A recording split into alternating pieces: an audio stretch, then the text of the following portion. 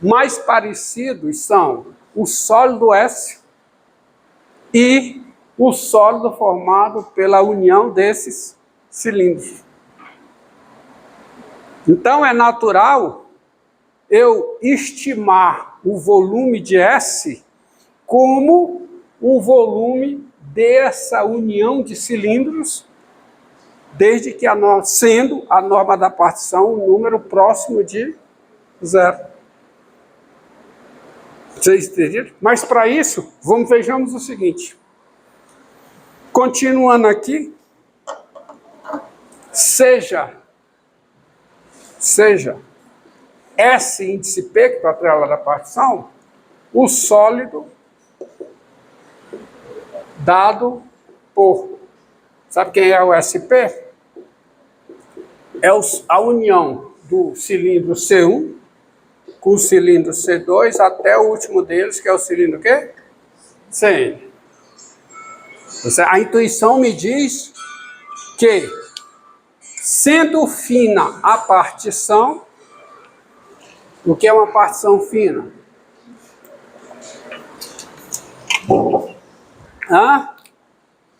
Partição fina, partição com norma próxima de 0. Se a norma da partição não próximo de 0, isso relativo ao comprimento do intervalo, então o sólido SP está muito parecido com o sólido S.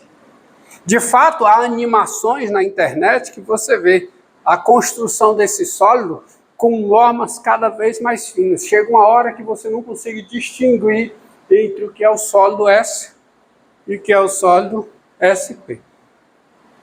Tá? Bom, agora vamos com calma aqui, já que eu não tenho essa animação. Então, dado isso aqui, você tem o seguinte. O sólido SP, você sabe quem é o seu volume. Que é o volume de SP. Matemática é assim, módulo é tamanho, então você tem um objeto matemático, você coloca o símbolo que o denota entre módulos, isso quer dizer o seu tamanho. Tamanho de sólido é o seu volume. Então o volume de SP, quem é? É o volume do C1, mais o volume do C2, mais o quê? O volume do CN. Agora, cada cilindro desse, você tem o seu volume, você tem o seu raio, você tem a sua altura. Então, quem é o volume do C1? Π, vezes o raio ao quadrado, quanto é o raio dos primeiros cilindros? É o F do C1, que é a altura do retângulo. Então, π vezes o quadrado de F de C1, vezes a sua altura, que é o x1 menos x0, que é nós denotamos por ΔX1. Mais o volume do segundo cilindro. Π vezes o seu raio, que é o quadrado do F de C2, vezes a sua altura, que é o ΔX2. E assim até o último, que é o CN, que no caso aqui o último é o terceiro, né? Mas trabalhando no caso geral. Então fica π vezes o quê? F de CN ao quadrado vezes o ΔXN. Aqui é o quadrado. Então isso aqui, você sabe, é uma somatória desse tipo. É a somatória relativa à partição P de π vezes F de CI quadrado disso, vezes o ΔXI. Acontece que isso é uma soma de rima, isso é, melhor dizendo, isso é a somatória sobre P, sobre a relativa à partição P, de G de CI, ΔXI. Tá certo? Isso, o módulo SP é igual a isso, tá certo? Tá certo? Que é a soma de rima, vou botar aqui, ó, que é soma de rima, que é a soma de rima da função G dada por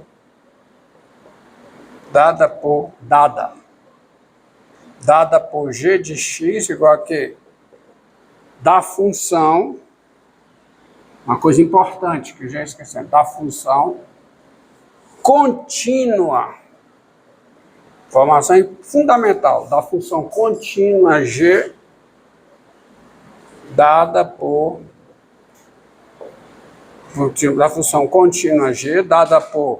G de x igual a π vezes o quadrado de f de x, qualquer que seja da função contínua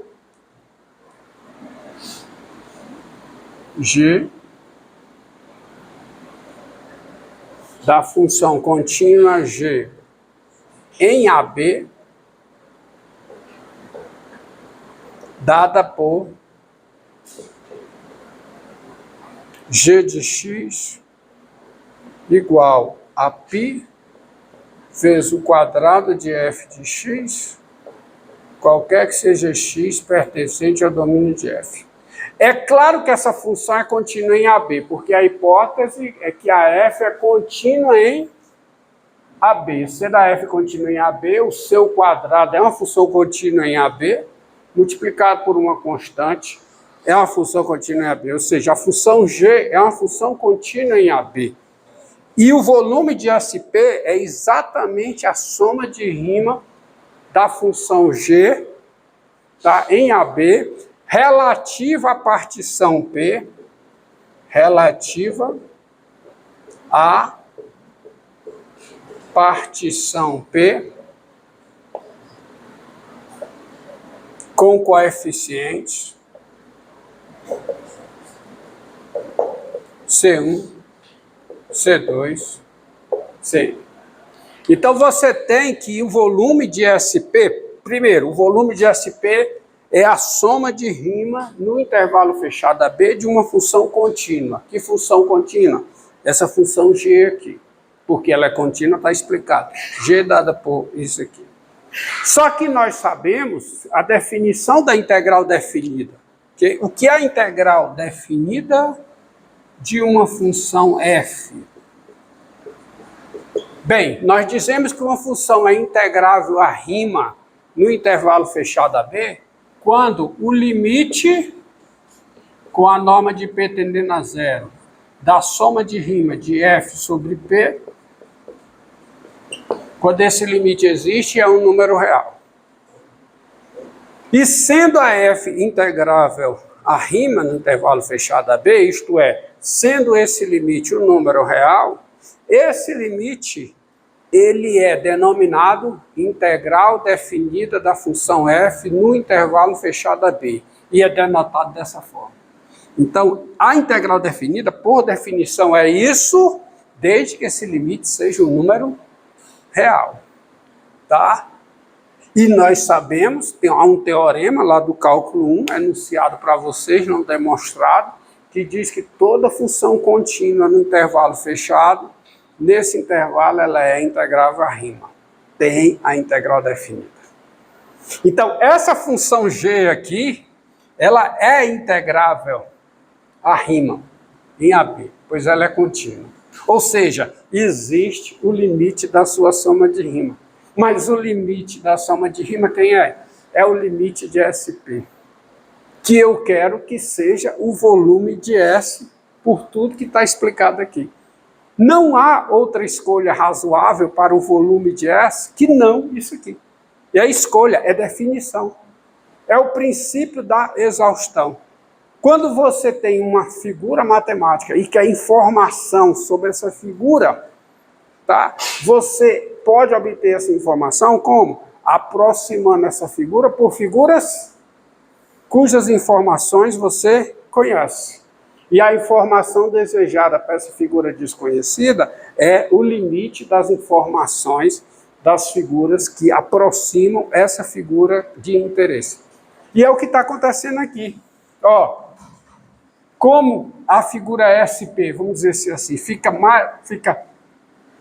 com a norma de P tendendo a zero, ela com a norma de P tendendo a zero, ela tende o sólido S, como esse sólido tende a S, é natural que eu defina o volume de S como sendo o quê? O limite de SP. Que é o quê? Que é o limite dessa soma de Riemann, que é a integral definida da G. Então, daí vem, com toda a propriedade, a seguinte definição. E a definição mesmo. Tá? Definição. Mas por que a função G é contínua? Definição.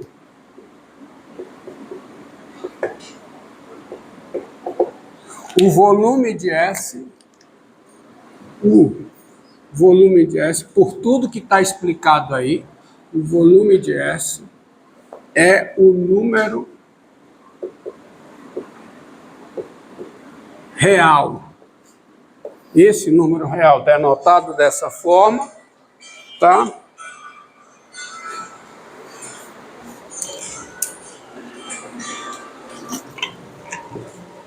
É o número real denotado dessa forma aqui, já expliquei por quê, dado por quem é o volume de S, quem é? É o limite com a norma de P tendendo a zero do volume de SP. Por quê? Porque isso é o limite quando a norma de P tende a zero da soma de Riemann sobre P da função G. Mas isso nós sabemos que existe, é um número real, pois a função G é contínua, e isso é, por definição, a integral definida da função G. Ou seja, é a integral definida, no intervalo fechado a B, de π vezes o quadrado de f de x. Está aqui. Essa é a definição. O volume do sólido S é essa integral. A integral de A até B de π vezes o quadrado da F. Tá? Não tem outra. Não pode ser outra. Tem que ser isso. Por tudo que está explicado aqui. Tá? Alguma dúvida? Agora é aplicar essa fórmula. Tá? Mas eu peço a vocês que gravem a fórmula. Mas, mais do que gravar a fórmula, vocês terão de entender, e isso vocês vão entender ao longo do desenrolar da aula, o espírito dessa fórmula. O que é que essa fórmula traduz? Tá? Deixa ela aí. E vamos logo a um exemplo. Volume da esfera. Vamos tirar o volume da esfera daqui.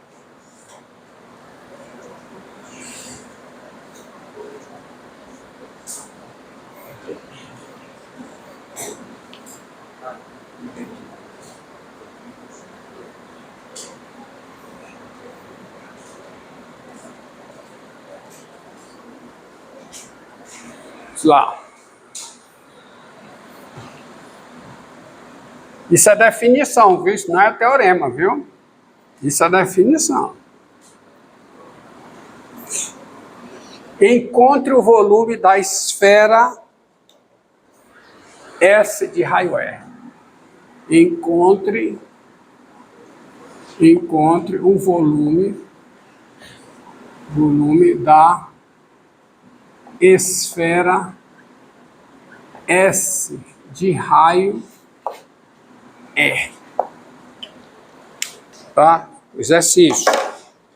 Solução. Tá? Solução. Ó. Você sabe que a esfera é obtida rotacionando uma certa região. Que região? O semicírculo de raio R. Semicírculo. Não a circunferência, que a circunferência é só o contorno, tá? É o círculo, é o disco. Então você rotaciona aqui o semicírculo de raio R, aqui. Quando você rotaciona esse semicírculo, você obtém a esfera, tá? Mas Essa semicircunferência vermelha aqui, que é um dos contornos, né, do semicírculo, é o gráfico de uma função f. Que função é f? Raiz de quê?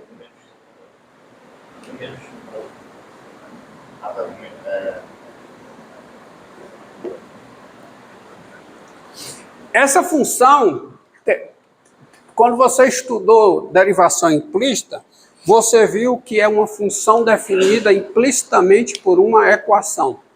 No caso aqui, você tem uma equação, que é essa equação aqui, x2 mais y2 igual a R2.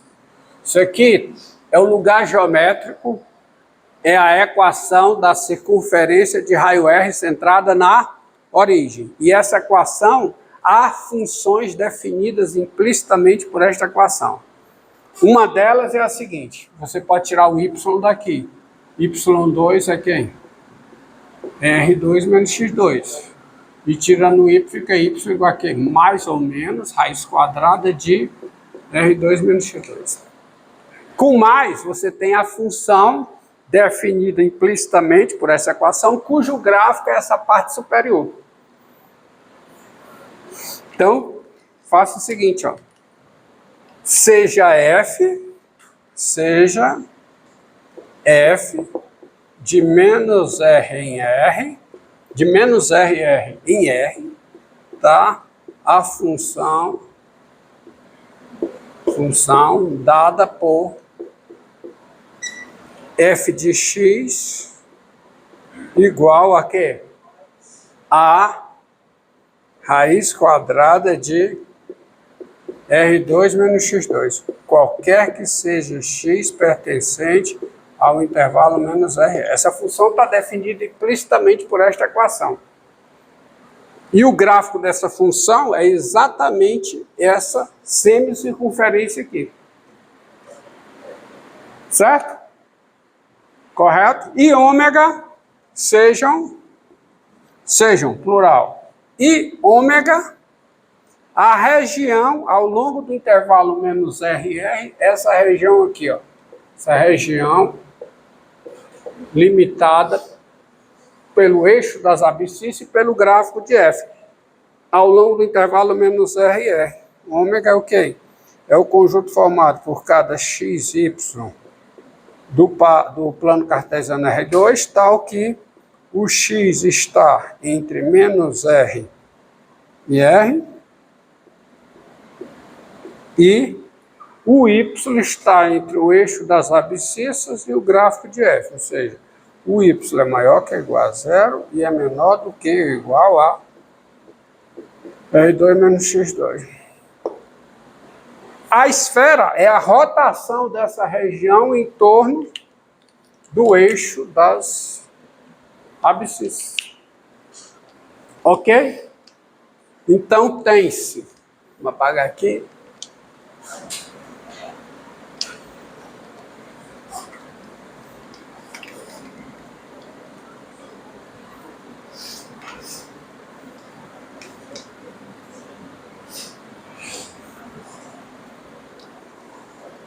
Ó.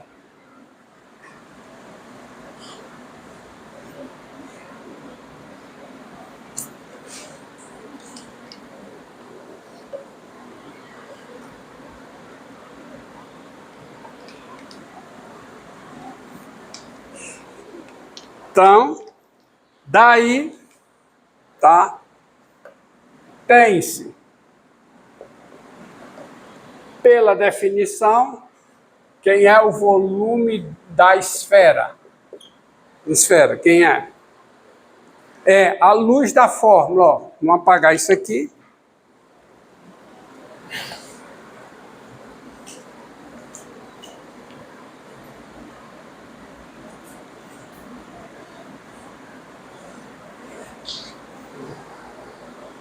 Vamos lá.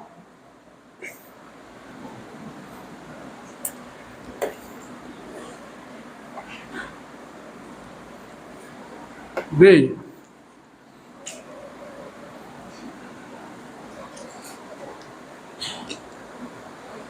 Então,